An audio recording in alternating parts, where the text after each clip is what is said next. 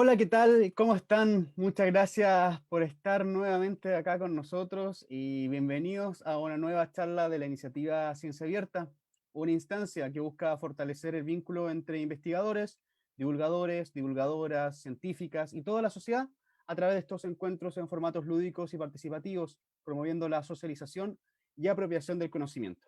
Hoy retomamos la charla que lamentablemente la semana pasada, por motivos que escaparon de nuestra capacidades profesionales y tecnológicas, con la charla Residuos Alimentarios, productos de alto valor agregado y pandemia, en este ciclo que busca dar a conocer cómo se pueden aprovechar los subproductos de la industria y el hogar durante este periodo y cuál es el aporte de la ciencia en este tema.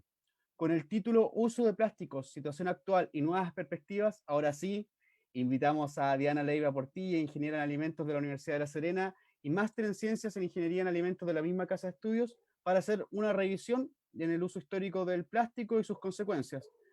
Le damos el pase a Diana, le agradecemos su presencia nuevamente esta semana, también a nuestra intérprete en lengua de señas, Edith Veloso, para poder iniciar esta charla. Muy buenas tardes, Diana. Hola, buenas tardes y muchas gracias por invitarme y también a las personas que están conectadas por darse el tiempo de ver esta presentación. Voy a compartir la presentación. ¿Se ve bien? Ok. Bueno, espero esta presentación pueda cumplir con sus expectativas, les sea interesante y contribuya también a la aclaración de algunos conceptos y por supuesto también los pueda llevar a la reflexión del uso del plástico que consumimos y usamos. Voy a contarles sobre el uso de plástico, vamos a hacer una breve revisión histórica de su uso, la situación actual y las nuevas perspectivas, hacia dónde avanzan las regulaciones nacionales y también hacia dónde avanza la ciencia en la búsqueda de materiales sustitutos y algunos otros avances al respecto. Bueno, vamos a partir con un poco de historia. En el año 1929 aparece la baquelita, la primera sustancia plástica totalmente sintética con la que se hicieron algunos artículos como este teléfono y algunas radios que usaron nuestros bisabuelos, probablemente tatarabuelos de algunas personas que estén conectadas. Más adelante apareció el PVC, que uno de sus productos estrellas fueron estos discos long play que hasta el día de hoy se utilizan. Ya en el año 1945 aparece el primer hito, podría decirse, del uso de plásticos para envasado, que fue justamente con este producto que es un lavaloza, que antes se vendía en formato, en una botella de vidrio, lo que traía algunos problemas porque el vidrio es frágil, es pesado, es difícil de transportar y también influía el costo que tenía. Una vez que cambiaron desde el material de vidrio hacia el plástico, hubo una expansión rápida de la industria de envases. Bueno, años más tarde aparece este plástico que se llama ABS. Eh, Todos lo conocemos porque 10 años después de su aparición, la marca Lego patentó este tipo de plástico e hizo estos juguetes ensamblables que todos conocemos. Más adelante, en el año 1950, también hay ciertos hitos que marcaron la industria del plástico. Por ejemplo, se cambió la utilización de botellas de vidrio, se sustituyeron por bolsas de PVC para contener sangre para algunos procesos médicos. Esta sustitución respecto al vidrio permitió un transporte más seguro de la sangre. Y en cuanto a alimentos, también hay un hito importante en el año 50 que aparece el primer alimento envasado en una bolsa de plástico. Específicamente fue de polietileno. Ya años más adelante, incluso llegamos con el plástico que producimos, llegamos a la luna. Estos astronautas que llegaron a la luna pusieron una bandera y esa bandera también era de plástico, era de nylon. Incluso hasta allá llegamos con el plástico. Y bueno, más adelante hubieron muchos otros desarrollos y aplicaciones, como este otro plástico que es muy común en las cocinas. Para este tiempo ya se sospechaba y ya se sabía, se conocía que la acumulación de plástico podía tener serios problemas medioambientales. Y es por eso que años más adelante se crean unos símbolos de reciclaje de plástico eh, que, que para facilitar su categorización y su identificación y así fomentar el reciclaje de algunas de estas resinas. En unas diapositivas más adelante vamos a seguir hablando de esta simbología. Bueno, ¿y qué pasa actualmente? Actualmente usamos plástico la ropa que usamos, puede contener plástico. También el uso del plástico no distingue por edades, siendo la infancia en la que ocupan juguetes principalmente hechos de este material. También hay una serie de aplicaciones muy diversas donde también usamos el plástico. Y por supuesto, cómo no hablar de la industria de alimentos, donde basta con ir al supermercado o a los negocios para darse cuenta que la mayoría de los alimentos, el grueso de los alimentos que compramos, vienen en un envase de plástico. En esta gráfica se muestra la producción mundial de plásticos desde el año 1950 hasta el 2050. Y el año 2020, este año, producimos anualmente cerca de 380 millones de toneladas de plástico. Y la tendencia es en subida. Y ya para el año 2050 vamos a producir 1.800 millones de toneladas. Bueno, como veníamos hablando, el plástico es ampliamente utilizado porque es muy versátil. Se puede servir para diversas aplicaciones. También es de bajo costo, que esto es algo muy importante, sobre todo a nivel industrial. Y particularmente en la industria de envase, el uso de plástico es muy útil porque el plástico presenta algunas propiedades mecánicas también versátiles. Hay plásticos que son flexibles, otros que son rígidos, otros semirrígidos. También el plástico a los alimentos le genera una cierta protección contra gases o humedad que podría afectar la vida útil del alimento envasado. Bueno, ahora viene el pero. ¿Cuál es el problema con este tipo de material? Y es que el plástico es de fuentes no renovables, es de origen petroquímico, su producción también involucra altos niveles de dióxido de carbono y además, como sabemos, no es biodegradable, demorándose naturalmente en degradarse cientos y cientos de años. Bueno, como mencionamos anteriormente, existen diferentes tipos de plástico que se categorizan de esta manera, donde para cada uno hay un número que está inscrito dentro de este triángulo de Moebius, y se categorizan de esta manera. Yo acá puse algunos ejemplos. Por ejemplo, el número 1, el terftalato de polietileno, se ocupa en las botellas de agua, de bebidas, de jugos. El polietileno de alta densidad se ocupa para envases más rígidos. El PVC, ya como lo vimos, tiene amplias utilizaciones. El polietileno de baja densidad, el número 4, acá puse un ejemplo en la bolsa del pan de molde. El polipropileno, por ejemplo, las cajitas de yogur, y el poliestireno, estos típicos vasos de Plumavit que se ocupan mucho. Por supuesto, existen muchos otros plásticos, pero no tienen esta categorización y pasan todos a este número 7, a otros plásticos. Bueno, acá es importante señalar que solo los plásticos número 1, 2 y 5 son reciclables. Es decir, que tienen una industria que puede pagar para su recolección, para su limpieza, para su traslado y que también pueda procesarlo para obtener un producto a partir de estos plásticos reciclados. Y también, o sea, de todos los plásticos que hemos producido en el mundo, solo el 9% ha sido reciclado. Y cabe la pregunta, ¿dónde está el otro 91%? Bueno, y ese otro 91% lo vemos en este tipo de imágenes, muy triste, donde ya perdón, donde ya vemos que la contaminación por plástico ha llegado al océano, cerca al océano, y ya al océano hay, incluso se habla de una isla de plástico que está en el mar. La fauna que habita estos entornos también se ha visto terriblemente afectada por el plástico cercano, y ya los microplásticos son un problema incluso ya para nosotros. Ya se sabe que ingerimos microplásticos.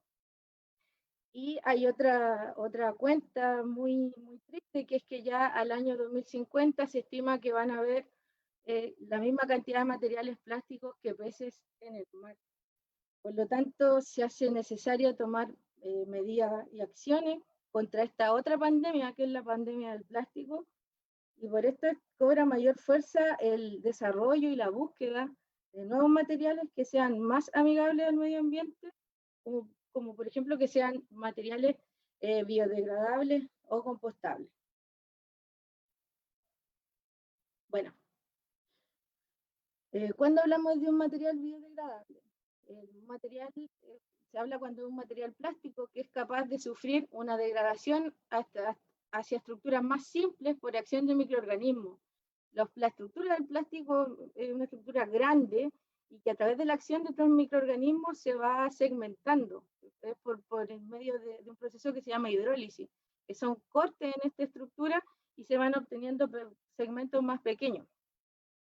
Bueno, el material biodegradado se convierte en dióxido de carbono, en agua o metano, según el proceso, si hay oxígeno o no, y en biomasa. Los factores que afectan a la biodegradación son el oxígeno, puede ser un proceso anaeróbico sin oxígeno o aeróbico. La humedad también afecta, ya que a mayor humedad va a haber una mayor actividad microbiana, lo que podría acelerar los tiempos de degradación, y lo mismo con la temperatura. A mayor temperatura también se podría acelerar este proceso.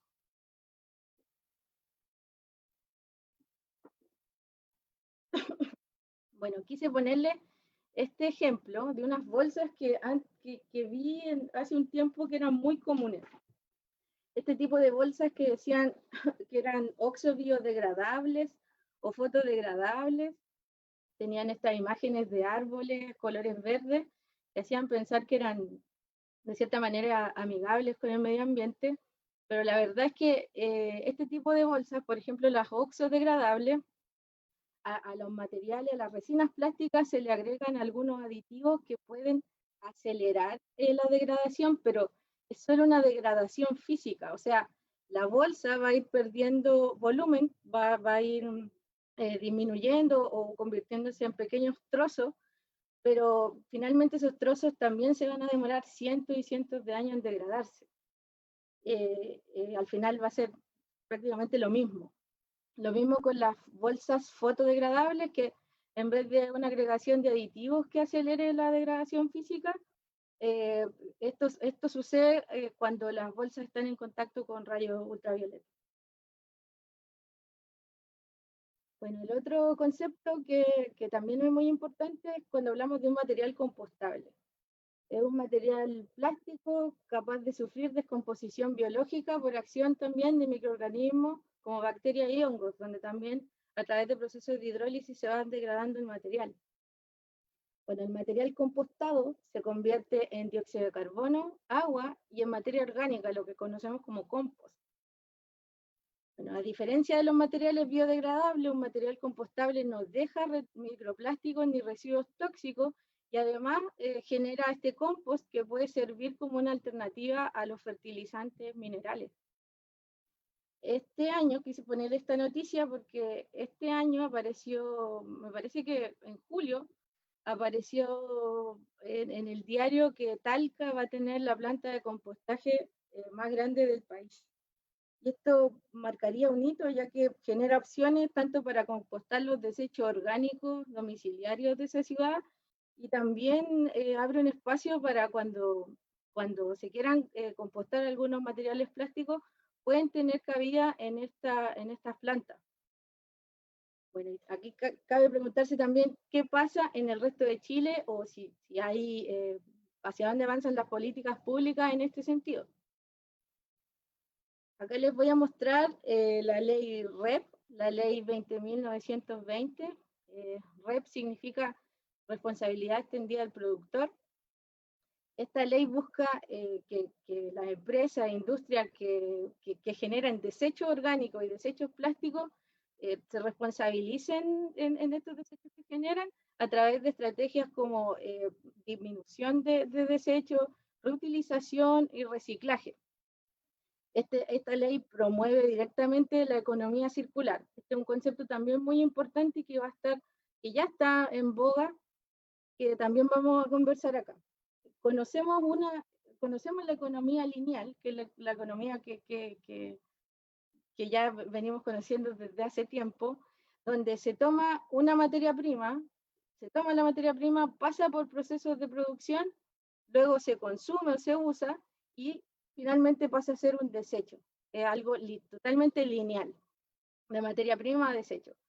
En cambio, en la economía circular, una materia prima pasa por un proceso de manufactura o producción, luego se consume y se usa, pero en vez de pasar a ser un desecho, se puede reusar o reciclar. Incluso el desecho, algo que se considera desecho en una economía lineal, puede entrar de nuevo a un proceso de manufactura y ser una materia prima para generar un producto nuevo. Bueno, esa es la diferencia entre los dos tipos de economía.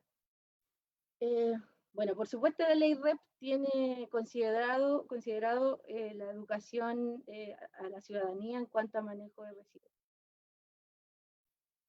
Acá les muestro un ejemplo de la aplicación de la ley REP, recordándoles que una de las estrategias que busca es la reducción del uso la reducción de desechos. Bueno, esta botella tiene diferencias con la botella original, que era un poco más rígida, ya que esta tiene menos plástico, pero también sigue siendo funcional y sigue conteniendo el líquido adentro sin ningún problema. Entonces tiene menos plástico y solo con un cambio en el diseño se generan menos desechos y se aporta con lo que la ley busca. Probablemente este tipo de iniciativas sean las que vengan en un futuro. También otras iniciativas que me parece muy importante señalar son estas, por ejemplo, la Chao Bombillas, donde a través de infografía se da información a la ciudadanía, información como de choque. Sabemos que usamos una bombilla durante 30 minutos o incluso menos, y el tiempo que se demora en descomponerse son cientos y cientos de años. Entonces, este tipo de iniciativa lo que busca es que probemos algún tipo de alternativa a las bombillas plásticas. Ahí después salieron las bombillas de bambú, bombillas de papel, de cartón. Y también lo que hacía esta iniciativa es que a los restaurantes que se adherían a ella se les entregaba este sello, Chao Bombilla. Y ahí uno sabía que el restaurante al que iba no utilizaba este tipo de bombillas plásticas. Otra iniciativa interesante es el Pacto Chileno a los Plásticos, que es una iniciativa por parte de la Fundación Chile y el Ministerio de Medio Ambiente. Es muy nueva, se creó el año pasado, el año 2019, y tiene metas súper ambiciosas.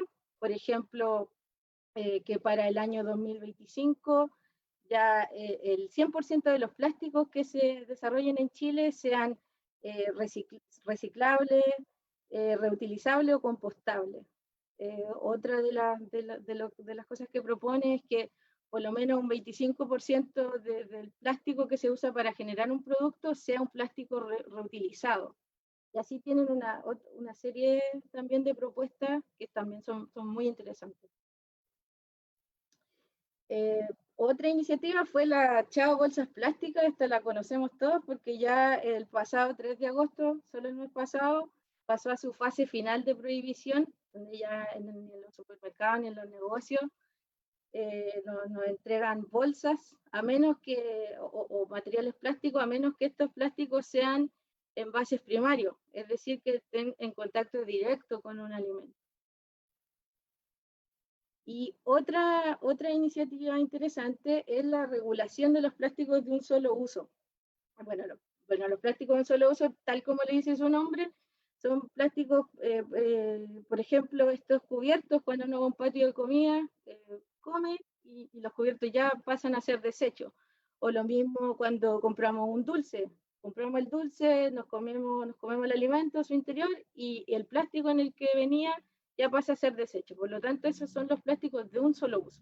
Aquí en la imagen aparecen otro ejemplo. Bueno, esta ley ya en julio de este año pasó a segundo trámite constitucional, así que probablemente ya próximamente sepamos y tengamos noticias de cómo avanza esta ley. Bueno, todo lo que hemos hablado también sigue dejando en evidencia la necesidad de avanzar hacia el desarrollo de materiales que puedan sustituir en los plásticos tradicionales, los que usamos actualmente, que son a base de petróleo y, son no son biodegradables. Acá tengo un esquema donde están diferentes tipos de materiales. Por ejemplo, en este cuadro gris aparecen materiales que son biobasados y no biodegradables. Estos son los conocidos como biopet. Habían unas botellas que decían biopet y son plásticos. El PET es un plástico tradicional, pero que además a esa botella se le adiciona algún material de fuente renovable. Entonces, pues eso se dice que son biobasados, pero al final no son biodegradables. Es algo más de marketing. Están los de origen fósil no biodegradable en este cuadro azul, que son los plásticos tradicionales que conocemos. Hay otros que son de origen fósil y degradable. Y nos vamos a centrar, en cuanto a los bioplásticos, en los del cuadro verde, que son biobasados, es decir, vienen de fuentes naturales renovables y además son biodegradables. Algunos de ellos son la celulosa, el almidón, el ácido poliláctico, los polihidroxialcanoatos, el PHA, y el quitosano. Particularmente en esta presentación nos vamos a referir al ácido poliláctico y al quitosano. Bueno, el ácido poliláctico es un material que es basado en almidón, que se puede obtener incluso de los desechos del choclo, del trigo, de las papas, y este almidón se puede transformar biológicamente en ácido láctico, principalmente por fermentación.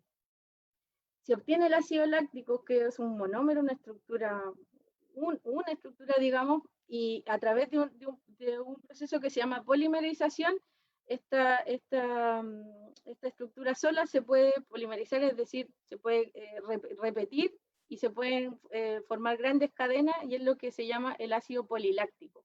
Y eso es lo que se usa, ese es el material, el bioplástico.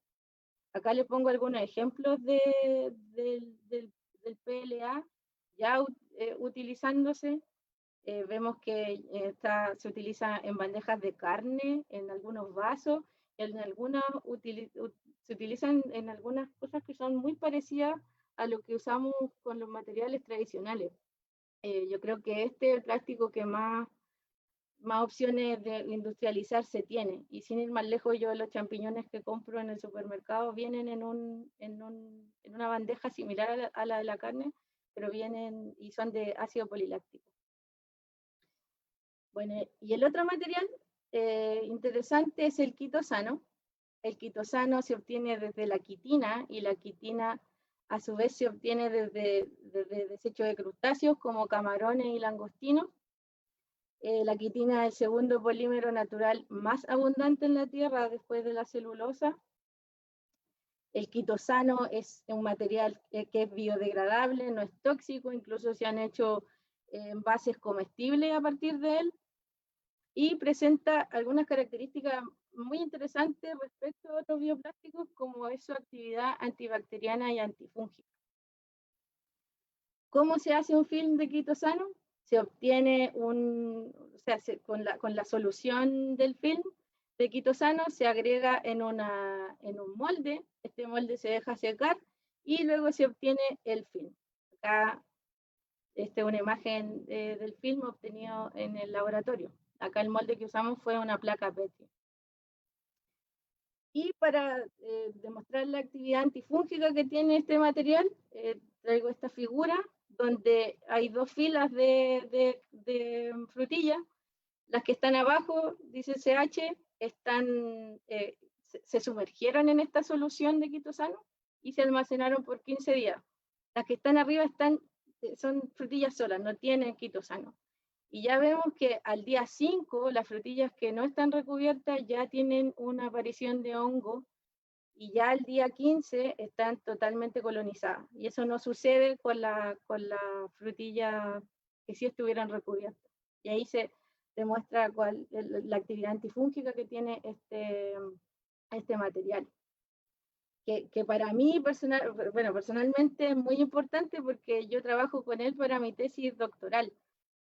Y un poco para contarles lo que queremos hacer, lo que estamos haciendo, es que considerando que desde los desechos de camarón podemos obtener quitosano, también podemos obtener proteínas. Y las proteínas por medio de hidrólisis o cortes, se pueden obtener segmentos de esta proteína original que se llaman péptidos. Y estos péptidos también tienen diferentes bioactividades. Hay péptidos que se asocian a actividades con efecto antihipertensivo, efecto antidiabético, antimicrobiano, antioxidante, etcétera, hay varios más.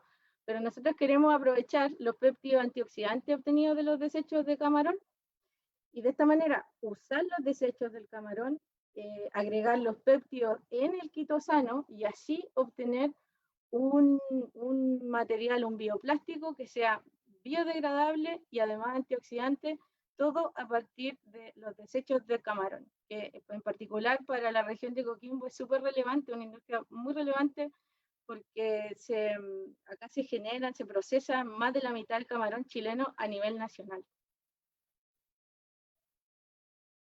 Bueno, y otra iniciativa científica en la búsqueda que va en la búsqueda de degradación de plástico, hablamos de los sustitutos del plástico, ahora cómo se podría degradar y qué dice la ciencia en eso.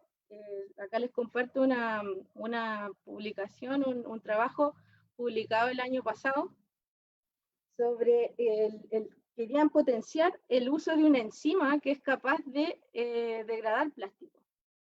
Entonces, ¿cómo se plantearon esto la investigadora? Primero, ellos sabían que en la naturaleza requiere cientos y cientos de años para degradar los plásticos de forma natural. Y también sabían que habían ciertos péptidos que se podían unir al plástico, a polímeros como el plástico, por ejemplo. Y lo otro también que sabían es que hay hay varias enzimas, pero una de ellas es la cutinasa que puede degradar plástico. Entonces lo que hicieron ellos fue hacer una fusión con el péptido y unirlo al plástico. Y de esta manera medir la degradación del plástico a partir de esta fusión que hicieron. En este esquema se muestra el trabajo que realizaron. Acá en esta parte gris de abajo estaría el plástico. Esta figura morado con verde serían los péptidos de unión, y estas figuras grises serían las enzimas que degradan el plástico. Entonces, la hipótesis de estos investigadores fue que como está adherida al plástico, va a facilitar la degradación de este. Bueno, ¿qué resultados obtuvieron? En esta gráfica se muestra la disminución de la turbidez de la solución donde lo hicieron, en el ejemplo, y a medida que va disminuyendo significa que hay una mayor degradación cuando disminuye. Acá en esta línea, en la línea de los cuadros, se ven los resultados que se obtuvieron en cuanto a la degradación de la cutinasa sola, sin este sistema que idearon. Y efectivamente hay una degradación, va bajando en el tiempo, pero es muy, muy poco significativa.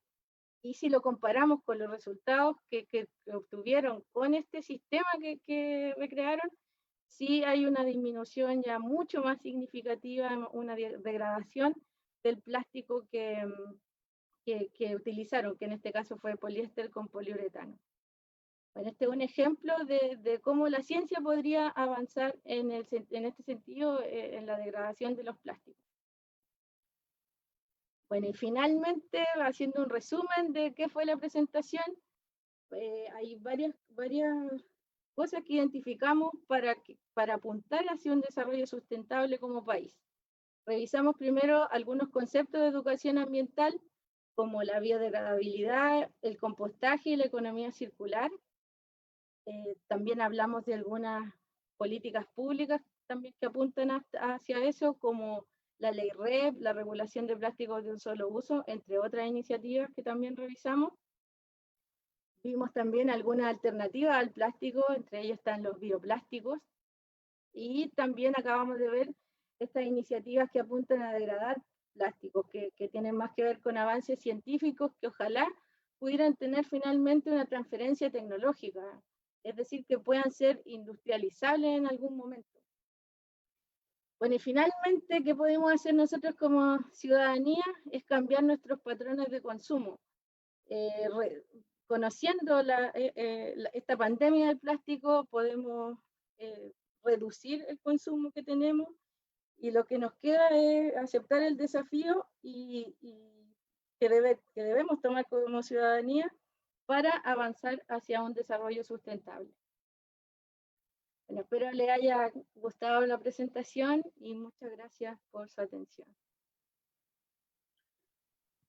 Te agradecemos, Diana, por la presentación, muy didáctica, muy interesante, porque generaron muchas reacciones en la gente, iban comentando a medida que tú ibas hablando, porque obviamente el tema de los plásticos es un tema que lo tenemos súper presente, con una gran presencia, ya sea en nuestras compras, como también en nuestras adquisiciones de diferentes tipos. Entonces, te voy a compartir algunas preguntas que nos hicieron llegar nuestros usuarios. Por ejemplo, Benjamín pregunta, Diana, ¿por qué no se ha logrado una ley que obligue al uso de plástico biodegradable en elementos como los envoltorios de la comida en supermercados? ¿Qué impide eso? ¿Y por qué por qué pasó eso con el uso de las bolsas? Bueno, yo creo que todas estas leyes que hablamos, estas regulaciones, pujan hacia ese cambio. O sea, por ejemplo, cuando hablábamos del Pacto Chileno de los Plásticos, buscan estas metas que pueden verse un poco ambiciosas, de que todo el plástico que se produzca en Chile sea compostable, reutilizable o reciclable. Yo creo que vamos hacia allá, y que todos estos tipos de iniciativas, si consideramos los años que yo comenté, desde cuándo se estaban haciendo, o sea, estamos hablando de leyes, por ejemplo, la ley REP del año 2016, el Pacto Chileno de los Plásticos 2019, la ley de las bolsas es reciente, o sea, recién terminó su fase final. Entonces, creo que se va a avanzar hacia allá en algún momento, y este tipo de leyes son pujantes para que se lleven a cabo. Una de las preguntas que también, bueno, más que es una pregunta, un comentario, y Carlos dice, un problema grave son las botellas de bebidas desechables. Qué difícil es encontrar bebidas retornables. Eh, ¿Por qué no, por ejemplo, se le colocan impuestos altos a las bebidas desechables? ¿Es posible poder hacer eso, Diana? No sé cómo será el tema de los impuestos, pero por ejemplo, ya está cuando mostré este ejemplo de esta botella, que incluso le ponen una etiqueta, un tipo de certificación que dice Ecoflex, que al final un cambio de diseño, solo un cambio de diseño puede disminuir el plástico el plástico de la botella. Entonces, quizás por ahí, por ese lado, se podría ayudar a eso. Quizás también la implementación de este tipo no sé, Ecoflex es un sello que le ponían, quizás el avanzar en eso también podría promover que la industria también disminuya el uso de plástico en los productos como las botellas, por ejemplo. Francisco hace un comentario muy relacionado con lo que tú estabas comentando y también con lo que previamente te había señalado. ¿Cómo se puede evitar botar bolsas plásticas o los plásticos si las mismas empresas no se preocupan de recuperarlas? Ya sea, así como entiendo la pregunta de que no hay un plan de acción por parte de las mismas empresas. ¿existe tú, por tu conocimiento de los plásticos, si es que hay empresas que tengan alguna política de ir reciclando exactamente los productos que ellos van produciendo? Mira, no conozco una empresa en particular, pero sí esta ley REP de la que hablamos, hacia eso va a empujar. Justamente hacia eso va, a que los mismos productores de plástico, una industria, no sé, de bebidas, por ejemplo, que vienen todas embotelladas, también avance hacia la reducción, reutilización y reciclaje. Entonces, yo confío en que estas leyes apuntan hacia allá. O sea, van a estar obligados estos productores. Y no tan solo a los desechos plásticos, también a los desechos orgánicos que generan, ellos tienen que dar cuenta y hacerse cargo de eso. Entonces, probablemente esos cambios que se ven en estas preguntas van a venir en unos años más, porque son muy nuevos. Una de las interrogantes que también plantearon en la charla, y lo hace Carolina, que interesante por el contexto en que estamos, ¿qué pasa con los plásticos derivados de la pandemia? ¿Son reutilizables o inmediatamente se tienen que desechar? No sé si tienes conocimiento de lo que pasa con esos plásticos que han sido utilizados en diferentes procesos médicos, o también las mismas personas que lo están usando día a día. Bueno, en ese sentido también, o sea, todo lo que venimos hablando, en general, todo el mundo venía con esta política de disminución de plástico hasta que llegó el COVID. Porque con el COVID, no sé, el solo hecho de botar las mascarillas, los guantes, hace que uno sienta esa sensación de tranquilidad porque no se va a contagiar porque es algo desechable. Pero ya han aparecido fotos donde hay, no sé, animales con mascarilla, o sea, no con mascarilla, sino que tienen en real las mascarillas en su cuerpo, entonces ya se ven los estragos de esta pandemia. La verdad, y como ha sido una pandemia que nos ha tocado a todos súper, no sé, como sin prepararnos, yo creo que también van a tener que haber algunos planes respecto a cómo se van a resolver este problema de los plásticos que se generan por la pandemia, sobre todo en los hospitales quizá, o incluso en las mismas casas. ¿Cuántas mascarillas desechables botamos? Claudia hace de hecho, un poco del paralelo con lo que estabas diciendo, y dice que recién hoy nos vamos a empezar a cuestionar esto, pero también es la oportunidad para innovar y que las empresas empiecen a generar nuevas oportunidades económicas con el reciclaje de los plásticos, con el reutilización de los plásticos. Sí, claro, y también puede dejar la puerta abierta hacia la búsqueda, por ejemplo, de materiales que sean antivirales. Igual probablemente antes no se tomaban tan en serio como ahora. Entonces también habría como hacer de este problema una oportunidad para ciertos campos. Diana, unas últimas preguntas, porque hicieron de verdad muchos comentarios, muchas preguntas, fue bastante interesante, a la gente le quedó muy grabado todo lo que está diciendo. Franco pregunta, no, perdón, Carlos también pregunta, ¿qué posibilidades tenemos de obtener un copolímero plástico de cobre que permita transportar la electricidad? Hoy, mira, desconozco en temas de electricidad en ese sentido. Yo creo que ahí él podría buscar, eh, eh, no sé, la verdad no desconozco en ese sentido cómo qué podría usar. Mi expertise va más por el lado de alimentos y como de los envases en ese sentido. Sí, no hay problema, sí, ahí siempre es importante tratar de transmitir lo que nos comentan nuestro público. Franco también hace un comentario, más que nada, que en Chile faltan empresas que reciclen el plástico, en específico para la economía de las impresiones 3D. Plate, TPU, fibra de carbono, fibras de madera. ¿Tú crees también que faltan empresas que se dediquen a este rubro?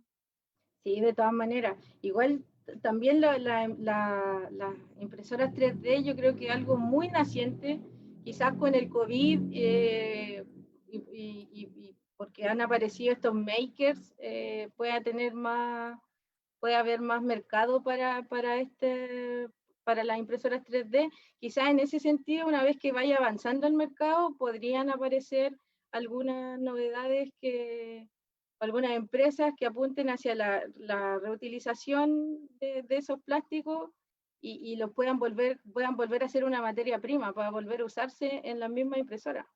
Pero yo creo que también va de la mano con que está muy reciente, muy naciente esa parte.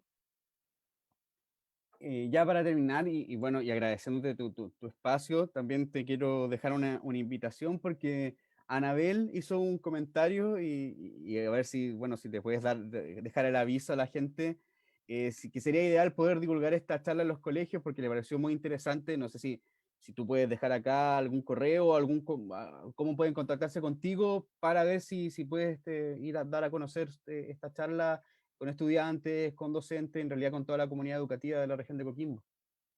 Sí, no hay problema. Yo voy a ver el comentario de Anabel y le voy a escribir mi correo.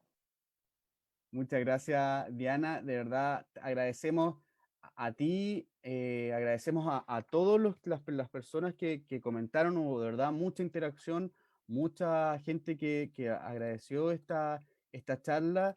Agradecemos tu disposición y también, bueno, agradecemos a Edith que nos apoyó como intérprete de lenguaje de señas nuevamente y a todos y a todas. También queremos agradecerle su presencia y le invitamos el próximo martes a estar presente en la última charla de este ciclo Residuos Alimentarios, Productos de Alto Valor Agregado y Pandemia, cuando a las 7:15, como es nuestra hora habitual, Fátima Rodríguez nos esté deleitando con la charla El orujo de uva como un valioso residuo de la industria pisquera para el desarrollo de recubrimientos de frutas que extiendan su vida útil. Así que están todos invitados. Nuevamente te agradecemos, Diana, agradecemos a Edith, agradecemos a todo el público presente y gracias por estar en esta actividad, en esta charla Ciencia Abierta del proyecto Explora Coquimbo del Ministerio de Ciencia. Tengan todos una muy buena noche, muy buenas tardes.